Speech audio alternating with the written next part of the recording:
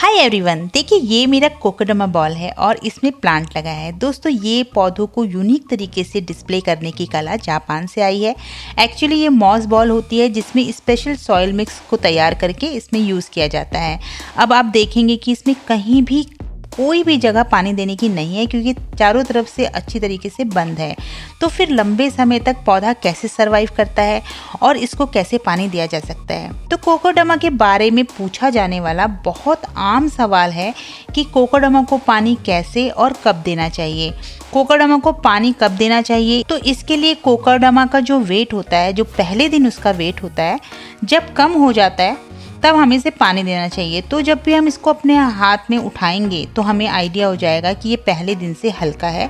तो ये मौसम के कारण या फिर पौधों द्वारा जब पानी को अवशोषित कर लिया जाता है तो मिट्टी हल्की हो जाती है, जिसकी वजह से वेट कम हो जाता है। तो हमें समझ जाना चाहिए कि अब इसे पानी दिया जाना चाहिए। तो एक दो बार जब हम इसको करेंगे तो हमें आइडिया हो जाएगा कि कितना हल्का हो जाता है या कब इसे पानी देना है। दूसरा टिप जो ज़्यादा आसानी के लिए आप यूज़ कर सकते हैं कि कोई भी धागा, सुतली या फिर डेकोरेटिव थ्रेड आप लगा सकते हैं। जैसे देखिए मैंने ये लेस लगाई है।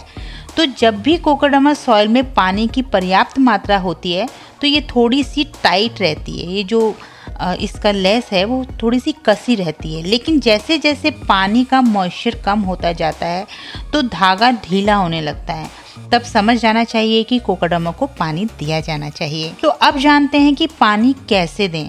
तो ये काफ़ी आसान है। एक बकेट में या किसी भी गहरे बर्तन में पानी भर लीजिए और कोकोडमा को उसमें डिप कर दीजिए। देखिए इस तरह से। तो देखिए पानी में बबल्स आ रहे हैं। अब जब बबल्स आना बंद हो जाएंगे तब पानी देने का प्रोसेस पूरा हो जाएगा। इसमें लगभग 10 से 15 मिनट का समय लग सकता है। इसको करने में आप बिल्कुल भी जल्दबाजी ना करें। जब भी पानी दें तो पूरी तरह से अच्छी तरीके से दें, क्योंकि रोज़ रोज़ तो हम कोकोडमा को पानी नहीं देते हैं। तो जब भी हम उसे पानी देंगे तो बहुत अच्छी तरीके से दे देंगे।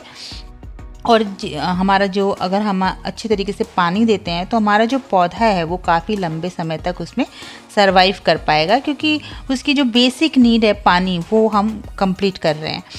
और दोस्तों जब भी कंपोस्ट देना हो तो हम लिक्विड फर्टिलाइज़र के रूप में इसे कंपोस्ट देंगे और उसको क्या करेंगे, जब हम पानी देते हैं ना तो उसी समय उसी पानी में हम उसको ऐड कर देंगे। तो लिक्विड फर्टिलाइज़र, किसी भी फर्टिलाइज़र को 2 दिन पहले भिगा दें और फिर पानी में ऐड कर लें और इस तरह से कंपोस्ट रिक्वायरमेंट भी पूरी हो जाती है।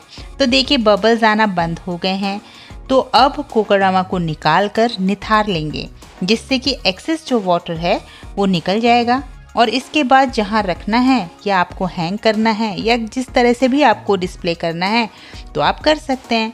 तो देखा है ना कितना आसान। दोस्तों अगर आपको वीडियो पसंद आई है तो लाइक, शेयर और चैनल को सब्सक्राइब ज़रूर करें। आप हमें इंस्टाग्राम पर भी फॉलो कर सकते हैं। Thanks for watching.